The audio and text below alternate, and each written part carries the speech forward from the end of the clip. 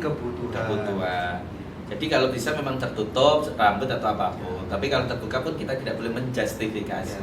Biasanya kan laki-laki kelihatan rambutmu kan gitu biasanya. Kalau sesama perempuan biasanya jangan. Biasanya kamu itu yang melihat itu, ya kan?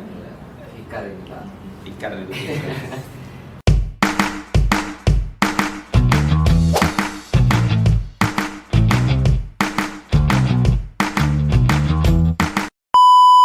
Assalamualaikum warahmatullahi wabarakatuh. Waalaikumsalam warahmatullahi wabarakatuh. Kembali lagi bersama kami di podcast Matematika. Nah, di episode ketiga ini kita kedatangan narasumber spesial. Narasumber kita ini sebagai dosen, sebagai penulis juga. Jadi kalian kalau nyari namanya itu di Google banyak banget. Bener nggak Kak? Betul banget nih teman-teman. Tapi sebelumnya perkenalkan saya Surya Muhammad Febrian Nugroho dan teman saya Muhammad Zulfikar Salahuddin. Nah, di sini kita sebagai host akan memandu jalannya podcast hari ini. Langsung saja ke narasumber kita, kepada Bapak Abdullah Hamid. Pak, persilakan. Perkenalan, Pak. Terima kasih teman-teman podcast. Hari ini hari istimewa menurut saya diundang teman-teman dari Prodi Matematika, Himatika untuk diadakan namanya podcast Matematika Podcast ya. Saya Abdullah Hamid, dosen Matematika Fakultas Saintek Sunan Ampel Surabaya. Terima kasih. Ya, begitu teman-teman. Nah, jadi narasumber kita ini seorang dosen di Fakultas Sains dan Teknologi di Prodi Matematika ya, dan selain jadi dosen beliau itu juga sebagai penulis buku. Banyak buku yang sudah diterbitkan, banyak buku yang ditulis dan itu keren-keren. Contohnya apa Kak? Satu Kak? Ayo lupa. Saking banyaknya gitu sampai Aku ingat satu Kak. wah, apa tuh Surya? Literasi milenial. Literasi digital. Literasi digital. Santri milenial. Ya. Insya Allah nanti akan bulan depan Insya Allah buku Pak Hamid yang baru akan diterbitkan ya oleh Gramedia, judulnya Santri dan AI gitu ya, kecerdasan buatan. Jadi tunggu saja. Pastinya menarik sekali ya untuk dibaca teman-teman. Sebelum masuk ke sesinya Pak, pripun kabari? Alhamdulillah baik. Kalian gimana kabarnya? Alhamdulillah. Baik juga. Kayaknya belum sarapan. Wah. Sampun Pak. Kayaknya ini Makan roti. roti ya. Oke. Nah, menarik.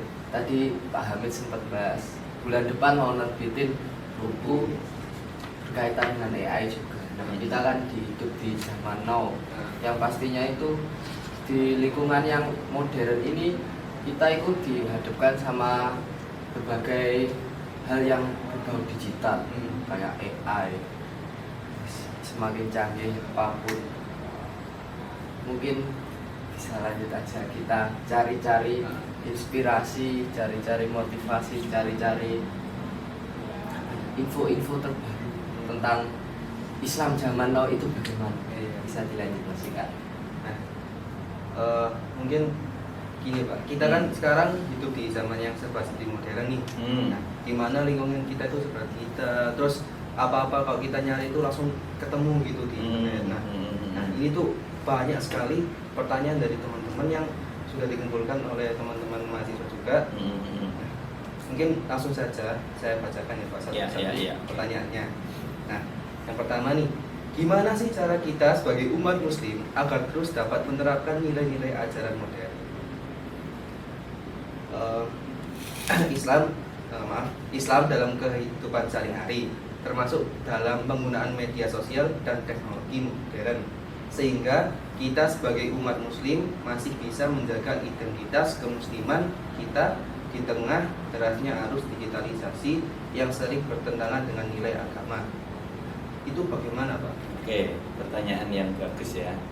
Jadi gini, saya pada tahun 2017 itu kebetulan main ke Singapura ya. Main ke Singapura, kebetulan di sana ketemu teman saya namanya Mas Ainun Najib. Beliau itu asli songko Jawa Timur ya, songko Gresik ya.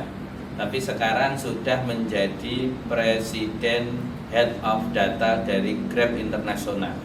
Jadi dia adalah orang yang bertanggung jawab, kepala pusat dan data itulah Grab Internasional. Tahu Rek, dia itu di sana itu pakai peci ya, pakai peci. Kemudian iseng-iseng saya tanya, Mas Ainun, di Singapura ini kan kehidupannya kan sangat sangat multikultural sekali. Di sana itu hampir seperti Malaysia kan, ibarat kebudayaannya itu kan terdiri dari Chinese, kemudian Melayu, kemudian India ya kalau di sana. Cuman karena Singapura itu lebih banyak Chinese Tionghoanya ya di sana. Singkat cerita, di daerah yang di sekitar Lion Park ya, kalau kamu ke Singapura ada patung singa itu loh, kantornya pas di situ, pas kantornya. Datang nemui saya, kemudian saya diajak, beliau kemana-mana laptopnya selalu digendong, jadi pakai naik taksi laptopnya dibuka, laptopnya nggak pernah lepas dari dia, terus pakai peci. Terus saya tanya, Mas, jenengan pakai peci itu karena mau ketemu saya atau memang dari dulu? Dia mengatakan, saya pakai peci sebagai identitas karena saya seorang santri. Banyak orang yang punya asumsi, punya persepsi, punya pandangan, paradigma bahwa seorang muslim santri itu, mohon maaf, dipandang sebelah mata, ya kan? Nah, dia ini menunjukkan bahwa dia santri tapi tidak kalah dengan orang yang tidak santri. Dia seorang muslim tapi tidak kalah dengan non-muslim. Bayangkan, dia kepala pusat dan data Grab Internasional, seorang santri berpeci. Maka semenjak dari itu saya sebagai seorang santri juga tersentuh ya, walaupun saya kemana-mana sudah pakai peci. Makanya kalau kamu lihat Pak Hamid di mana-mana, baik di medsos atau mana, pasti pakai peci. Baik di Amerika, di Perancis, di Jepang, pasti pakai peci.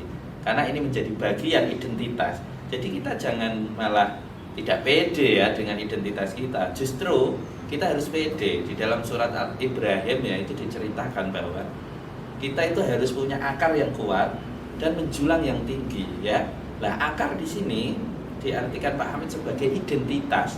Kalau kita seorang muslim, seorang santri ya harus punya identitas. Salah satu identitas adalah peci. Kalau seorang muslimah, identitasnya adalah jilbab atau apapun itu. Nah, makanya kita harus percaya diri, kita harus punya identitas ya. Makanya dalam tradisi di santri itu ada istilah al-muhafadzah 'alal qadimis shalih wal akhdhu bil jadidil aslah. Jadi menjaga identitas yang lama kita jaga, kita lestarikan, tapi juga tidak lupa mengambil, meneliti inovasi terbaru begitu. Insyaallah, sangat jos banget dari Pak Hamid. Mungkin itu juga menjawab semua ya teman-teman, karena memang bisa dilihat sendiri di lingkup kita sendiri gimana tuh mahasiswa banyak nggak pakai peci. Mungkin untuk teman-teman juga kedepannya bisa lah diamalkan pakai peci tersebut, kan juga termasuk satu contoh ya identitas apapun itu terserah ya. Lanjut aja ke pertanyaan berikutnya. Ini ada pertanyaan terkait sholat, Pak. Langsung saja, kita sebagai mahasiswa kan pasti punya kesibukan, entah kepanitiaan atau sebagainya, sampai lupa untuk sholat. Nah, gimana sih cara menyadarkan orang-orang yang mengentengkan sholat? Oke, pertanyaan bagus ya. Yang pertama, kita harus artikan bahwa sholat ini terkadang kita merasakan sebagai kewajiban yang, mohon maaf, kita hanya menggugurkan kewajiban saja kan. Terkadang kita itu hanya seperti orang absen kalau dalam kampus, kalau Anda mahasiswa sudah absen lah, cukup. Jadi Anda sholat saat ini itu mayoritas ya masih dirasakan hanya sebagai penggugur kewajiban. Mayoritas, mungkin termasuk Pak Hamid juga ya.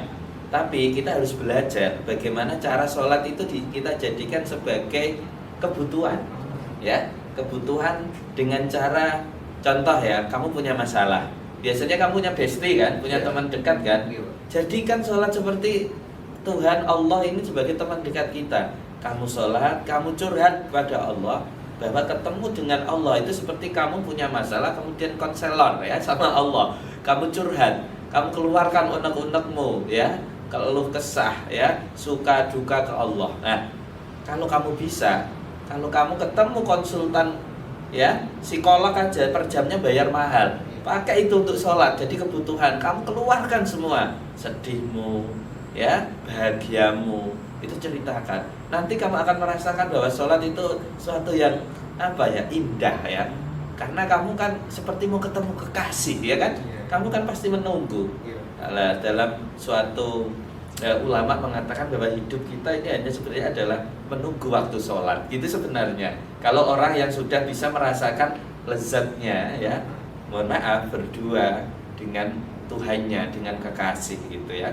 Jadi kita ibaratkan Tuhan ini kekasih kita ceritakan suka duka kita. Nanti kamu kan tidak merasakan sholat itu paksaan ya. Maka mari kita jadikan sholat kita, termasuk Pak Hamid juga, sebagai kebutuhan, bukan hanya sebagai kewajiban. Seperti orang makan, kalau nggak makan lemes, makanya kita makan biar kuat, ya kan? Seperti itu. Ibaratkan sholat itu sebagai kekasih. Jadi habis sholat memain aja. Nggak langsung pulang ke tikar ini. Gitu. Oke, langsung saja ke pertanyaan selanjutnya. Sebelum ke pelanjutnya, tadi kan lupa ya. Oke, jadi di dalam Islam itu ada 3 golongan yang dimakfu itu dimaafkan jika memang benar-benar ya. Yang pertama itu anak kecil. Anak kecil itu belum punya kewajiban, kalau dalam istilah fikih itu mukallaf, kewajiban untuk menjalankan syariat ya. Itu untuk anak kecil, itu diperbolehkan seumpama nggak sholat ya, karena belum balik ya, belum usia balik. Tanda-tanda balik itu kalau laki-laki apa tanda-tanda balik? Mimpi basah. Kalau perempuan ya head, datangnya tamu kalau anak sekarang mengatakan. Nah itu kalau belum punya kewajiban sholat karena belum taklif, belum mukallaf ya. Yang kedua itu orang yang lupa. Contoh, tapi nggak sengaja ya lupanya ya. Contoh kamu tidur, kebetulan waktunya habis karena ketiduran, tapi nggak sengaja, ini dimaafkan. Tapi harus langsung sholat. Tapi niatnya qadha karena di luar waktu sholat ya. Langsung qadha sekali, langsung nggak apa-apa. Nggak usah nunggu nanti besoknya waktu yang sama, nggak, langsung. Tapi niatnya qadhaan bukan adaan. Oke? Lupa yang tidak disengaja dimaafkan, boleh ya. Ketiduran, kecapean sama ketiduran, atau lupa benar-benar lupa, itu boleh ya. Tapi bukan lupa yang disengaja loh ya. Yang terakhir adalah orang gila. Ya, kalau kamu pengen nggak dapat kewajiban untuk mukallaf menjalankan syariat Islam, kamu jadi orang gila saja. Itu dimaafkan sama Tuhan, begitu. Nah, itu teman-teman, kebutuhan bukan kewajiban. Ya, betul. Lalu Pak, kan tadi membahas tentang bagaimana sih biar rutin gitu. Nah, sekarang mungkin tips dari Pak Hamid biar bisa ketagihan ibadah itu bagaimana Pak? Ya, betul. Nah, salah satunya biar kita ketagihan ibadah itu gini ya. Yang pertama itu niat ya. Di dalam Islam, kalau kamu cek hadis-hadis terkeren di dalam Islam, baik di Sahih Bukhari, Arba'in Nawawi, semua menerangkan tentang niat ya. Semua menerangkan tentang niat. Karena niat ini ibaratnya di Islam itu sudah menyelesaikan 80% urusan ibadah. Coba cek, mana ibadah Islam yang tidak pakai niat? Kamu sholat pakai niat dah? Pakai. Niatnya sholat gimana? Sholli. Puasa pakai niat dah? Pakai. Pakai gimana niatnya puasa? Tawa itu Saumal wadin an adai. Zakat niat enggak? zakat. Pakai niat. Zakat fitrah yang wajib. Haji pakai niat enggak? Semua ibadah dalam Islam itu pakai niat. Maka yang pertama dalam ibadah itu harus meluruskan niat ya. Termasuk Anda belajar di matematika, UINSA, niatnya harus diperbarui. Jadi jangan hanya menjadi penggugur kewajiban keinginan orang tua atau biar keren di depan tetangga-tetangga dan teman-temannya. Jangan. Niatkan murni mencari ilmu. Ya. Kalau bahasanya Najwa Shihab itu mengatakan bahwa menjadi mahasiswa itu bukan karena kita sekedar mendapatkan ilmu, tapi membeli suasana, ketemu dengan teman-teman baru, ketemu dengan dosen, interaksi dalam kegiatan kemahasiswaan, itu yang mahal ya, yang mungkin cara berpikir terutama ya, cara berpikir mahasiswa dengan non mahasiswa itu berbeda, terstruktur, sistematis dan seterusnya ya. Nah, demikian pula dalam beragama, gimana caranya kita biar merasakan lezatnya beragama. Terus terang, dalam beragama ini kan kalau kita melihat kembali ke Islam, itu kan dibagi menjadi 3 ya. Pertama itu akidah. Akidah ini tadi Pak Hamid mengatakan itu dasar pondasi, akar ya. Kemudian setelah itu syariah ya. Syariah ibaratnya itu kalau pohon itu batang-batangnya, kemudian ada daun-daunnya. Lah, yang terakhir akidah syariah, kemudian yang terakhir itu akhlak. Akhlak itu ibarat sebuah pohon itu bunganya atau buahnya, ya kan? Makanya kita kalau sudah bisa merasakan ibadah sebagai kebutuhan, kemudian menikmatinya, ya. Kemudian tapi masing-masing orang mempunyai pengalaman spiritual beda-beda ya. Coba salah satu, kalau kamu pernah mendengar sebuah cerita, ada 3 orang pemuda yang tersesat dalam gua. Pernah dengar tidak cerita ini? Kemudian ketika di dalam gua, 3 pemuda ini berwasilah, berdoa, tapi dengan menggunakan wasilah amal baik. Ya, pemuda pertama berdoa, ya Allah, saya mau berdoa dengan lantaran wasilah saya dititipi kambing sekian, ya. Kemudian setelah itu kambingnya besar, beranak pinak, dan saya kembalikan sepenuhnya kepada pemiliknya. Saya tidak minta satupun apresiasi dari pemiliknya. Jika amal saya ini baik, ya Allah, tolong bukakan pintu gua. Wah, langsung gua tadi yang tertutup terbuka sepertiga, gitu ya. Pemuda kedua kemudian bercerita bahwa ya Allah, saya punya amal ya Allah. Setiap hari ibu saya yang lagi sakit ya, saya sebelum beliau tidur saya melayani, makan, minum, wudu, sholat ya, dan saya akan selalu berada di samping ibu saya sebelum ibu saya bangun. Jika ini amal saya baik ya Allah, tolong bukakan pintu. Kemudian terbukalah pintu. Ya, sampai pemuda yang ketiga juga melakukan hal yang sama ya.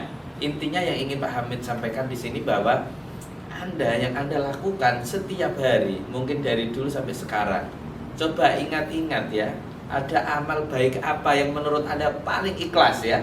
Apakah Anda menyingkirkan batu di tengah jalan, ataukah Anda pernah beramal kepada pengemis, atau ngasih sesuatu kepada pengamen, atau apapun itu, terserah, itu sesuai dengan Anda. Nah, ketika Anda merasa bahagia ketika melakukan ibadah, lakukan itu. Kamu merasa bahagia di bidang apa? Ketika sholat seumpama, kamu kok sholat kok damai, kok tenang ya, maka lakukan itu. Pak Hamid kasih tips ya. Saya ini dapat tips dari guru saya.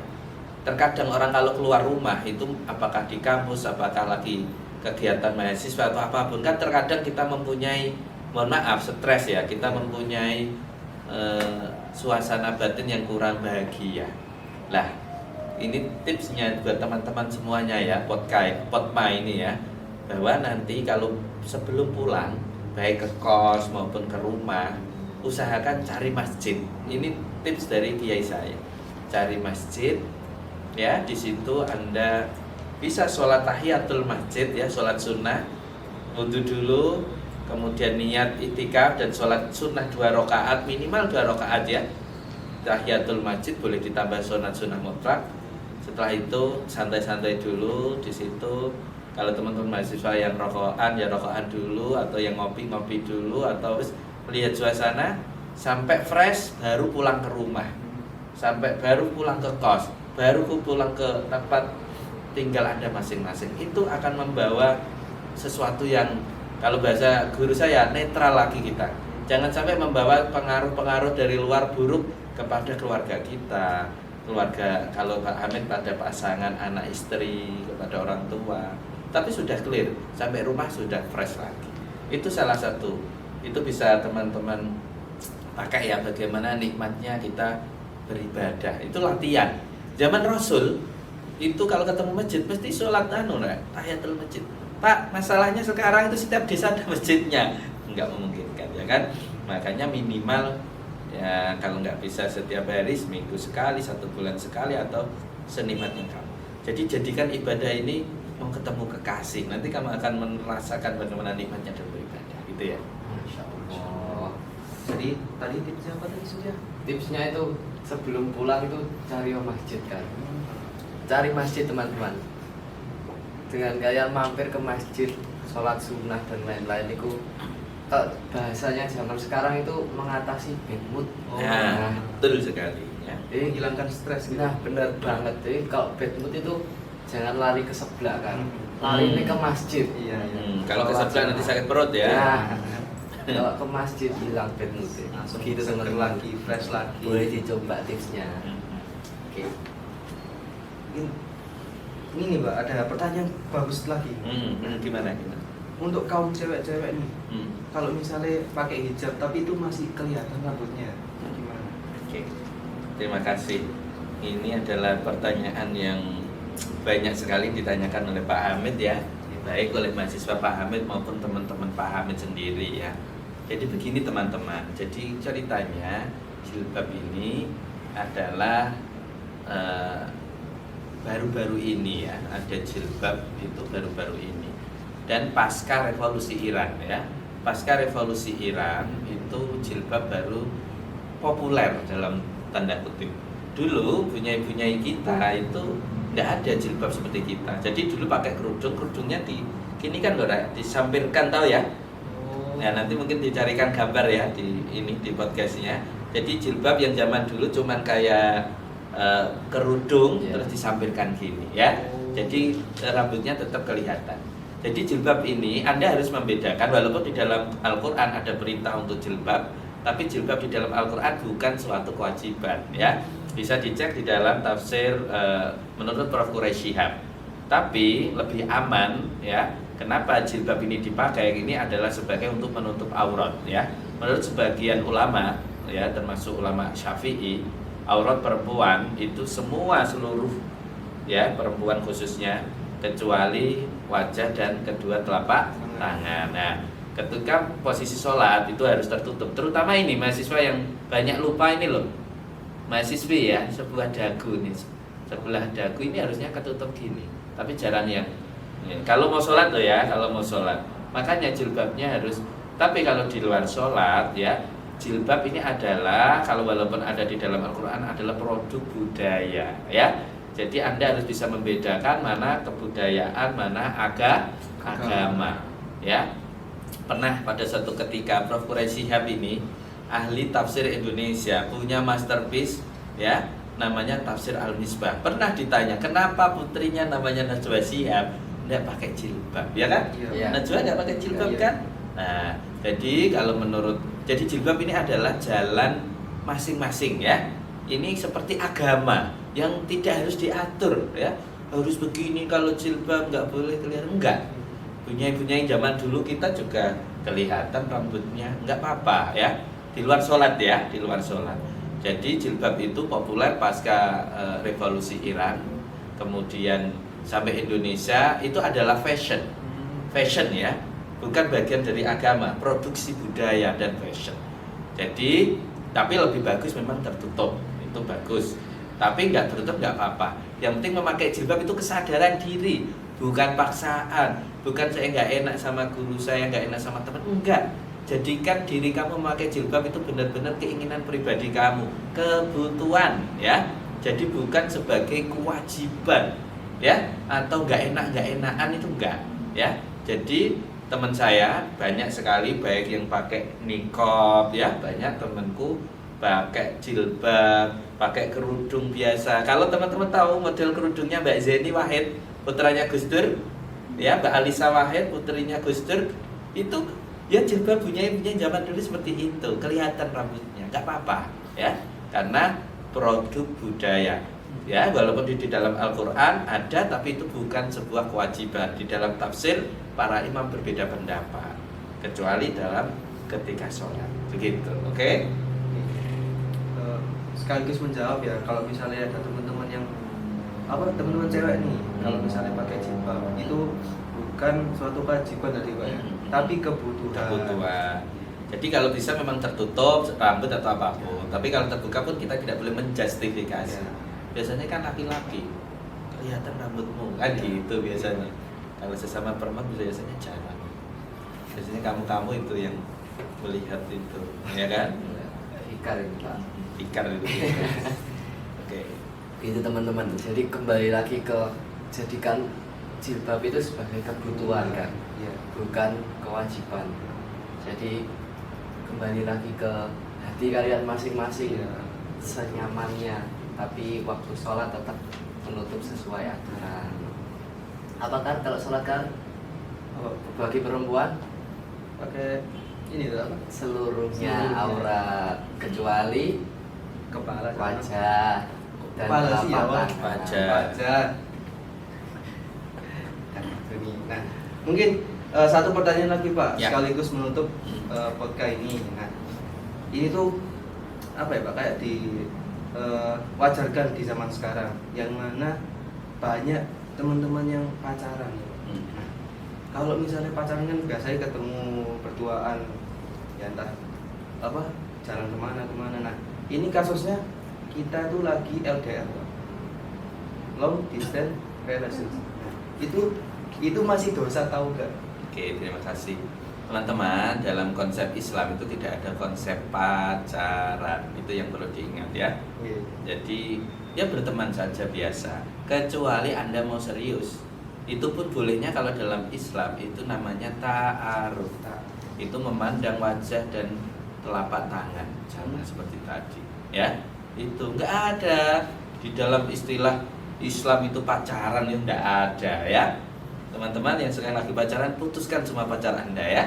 Itu tidak boleh dalam syariat Islam. Berteman boleh, memotivasi. Apalagi Anda masih mahasiswa ya. Jangan pacaran ya. Kamu punya pacar nggak? Wah, enggak. Nggak punya. Kamu? Berapa? Enggak. Enggak. Saya mau lo ya. Enggak. Jadi jangan pacaran, berteman boleh, bersahabat ya. Nah, kalau memang ada seseorang yang menurut Anda oke, boleh berteman, jaga komunikasi saja. Pacaran tidak boleh dengan dalil apapun, tidak boleh. Ya, Iya. LDR lah, apalagi berdekatan. LDR saja nggak boleh, apalagi berdekatan. Tapi kalau saling memotivasi, berteman dalam kebaikan, malah dapat dalam salah satu hadis Nabi disebutkan bahwa ada 7 golongan yang nanti di akhirat akan mendapatkan perlindungan di waktu yang tidak ada perlindungan kecuali dari perlindungan Allah. Salah satunya adalah 2 orang yang bersahabat karena Allah, bertemu karena Allah dan berpisah karena Allah. Itu malah keren persahabatan itu, bukan berpacaran. Karena kalau berpacaran bisa mengakibatkan, mohon maaf, zina. Dalam Al-Quran, wala taqrabuz zina ya. Makanya ada orang mengatakan, Pak, dekatan nggak boleh, tapi kalau zina boleh. Ya salah, itu namanya logika yang keliru. Berdekatan saja nggak boleh, mendekati saja nggak boleh, apalagi. Nah, kalau di dalam kitab tasawuf ekstrem lagi. Zina di sini bukan berarti, mohon maaf, ketemunya alat kelamin perempuan terhadap laki-laki saja, bukan. Tapi ada namanya zina mata. Kamu melihat sesuatu, kemudian kamu bahasa dia itu terangsang, itu juga termasuk zina mata. Zina hati, ya. Kamu mengimajinasikan, ya, membayangkan sesuatu, itu juga nggak boleh, dan seterusnya. Jadi di sini kalau di dalam kitab-kitab tasawuf itu ekstrim. Makanya kalau dalam puasa, ya, ada trik. Kalau Anda, mohon maaf, biasanya orang cerdas itu syahwatnya besar, ya kan? Cara satu triknya itu puasa. Makanya kalau Anda punya syahwat yang besar, maka redamlah dengan puasa. Kalau Anda sudah saatnya nikah tapi belum punya uang, maka berpuasalah. Kan gitu. Karena itu menjadi salah satu trik untuk meredam syahwat. Puasa ya. Nah, puasa ini kalau menurut Imam Ghazali dibagi menjadi 3. Puasanya orang biasa seperti kita, puasanya ahli khos, namanya orang-orang yang alim dalam agama puasanya khawasul khawas para nabi, para rasul, para wali itu. Tapi kita puasa kita ya sekedar menjaga tidak makan, tidak. Buat ta'arufnya itu bagaimana, Pak? Ke tempat orang tuanya. Oh. Iya. Langsung datangi. Datangi orang tuanya, gentle sebagai laki-laki. Pak, Bu, saya suka putri Anda, ya. Nanti setelah lulus jangan kasih orang lain, kasih saya. Ya, gitu dong. Itu teman-teman. Itu. Kenapa? Kalau enggak, pokoknya kalau sebelum janur kuning melengkung itu masih boleh diambil, Masih ya. ada kesempatan. Masih ada kesempatan. Dulu Pak Hamid, istrinya Pak Hamid itu dulu tunangannya orang itu dulu, iya kan? Tapi selama janur kuning belum melengkung, ya kita boleh. Makanya, oh kok ada arek pinter, cantik, salehah, wah, mumpung belum dinikah orang, kita ambil dulu Pak. Gitu caranya ya. Ya udah Pak, nanti tak berangkat Pak. Oh, berangkat kemana nih Surya? Ke calon mertua, sih. iya. Langsung diniatkan gitu ya. Iya, nggak usah lama-lama kalau sudah cocok. Paling penting itu kalau mencari pasangan itu mau menerima kekurangan kita. Kalau kelebihan nggak usah dipikir. Kekurangan kok mau menerima, sudah nggak usah lama-lama, langsung. Gitu. Dan menikah juga ketika kuliah juga boleh kalau memang sudah siap secara dohir batin, usia tidak melanggar undang-undang anak, ya kan? Iya. Kalau mahasiswa kan udah di atas 19 tahun kan mayoritas, Iya. tidak boleh dinikah itu. Jangan menunggu setelah kalau sudah siap secara mental, finansial ya. Tapi kalau belum, tunggu sarjana. Pak Hamid dulu menikah setelah S2 baru menikah. Ya. Iya. Gitu. Nah, mungkin untuk teman-teman nih yang sekarang lagi pacaran gitu ya. Kalau kata Pak Hamid tadi putuskan. Bahkan aku sempet itu Pak. Nanti juga- kamu yang ambil. Slow. Enggak loh Pak. Aku dulu juga pernah baca Pak. Kalau misalnya ada sahabat Nabi yaitu Ali bin Abi Thalib yang suka sama Fatimah ya kalau nggak salah Pak. Nah, beliau juga nggak langsung itu kan Pak, cuma suka sekedar suka dulu. Habis itu kalau memang udah siap baru nikah gitu. Ya, pernikahan itu tidak mudah bagus. Ya. Kenapa di dalam Al-Quran itu kok sakinah, mawaddah, warahmah 3? Itu butuh proses yang panjang. Kamu jangan membayangkan pernikahan itu indah-indah, enggak. Justru pernikahan itu beban bertambah ya, anggaran bertambah, semuanya bertambah ya, pikiran semua. Jadi kalau benar belum siap mental maupun finansial ataupun moral, jangan menikah dulu ya. Cari ilmu dulu untuk bekal dalam menjalani pernikahan. Jadi begitu teman-teman. Ayo yang pacaran putuskan. Tapi ta'aruf aja. Ya, berteman karena Allah tadi. Ya, bertemu karena Allah, berpisah kepada Allah karena Allah. Itu nanti akan mendapatkan syafaat dari Allah besok di hari kiamat. Amin. Masya Allah. Kalau bahas nikah ini nggak ada habis-habisnya kayaknya. Iya, betul. Iya, apalagi zaman now sekarang kan. Iya. Kak. Ada yang sejak SD udah mamah papan. Iya. Wah, itu nggak benar itu ya. Ekstrim sekali ya, Ya. sekarang. Cepet banget ini. Iya, cepat sekali ya. Cukup ini kayaknya. Nanti tunggu lagi podcast selanjutnya, Ya, Pak Mar oke. ya. Oke. Enggak tega nutup sesi ini Iya, kan. Pak. Banyak sebenarnya. Jawabannya sungguh Masya Iya. Allah banget untuk semua Iya. pertanyaan ini tadi. Teman-teman wajib nonton Mm-mm. episode ketiga ini. Viralkan Spesial. gitu ya. Viralkan sampai nasional. Sampai nasional. Bersama dosen kita. Dosen ini terbang teman-teman. Oh, Dosen terbang ya. Dosen terbang. Pagi Pilot, di ya. sini, pagi sore di sana, balik lagi ke sini, masya Allah. Ya semoga teman-teman yang nantinya nonton bisa termotivasi sama beliaunya Bapak Hamid ini, dari motivasi beliau, dari pendapat beliau, dari ilmu yang beliau berikan sama pengalaman, Ya. terutama pengalaman dari beliau ini. Semoga buat penonton lebih termotivasi dalam menjalankan ibadah, terutama kan Ya. di masa-masa Yang zaman now ini Hmm. yang banyak godaan juga. Sama tadi ya yang terakhir pesan dari Pak Hamid itu terkait tentang wasilah berdoa menggunakan wasilah amal baik Anda. Saya yakin masing-masing Anda punya amal baik apapun itu ya, yang merasa Anda paling ikhlas beramal.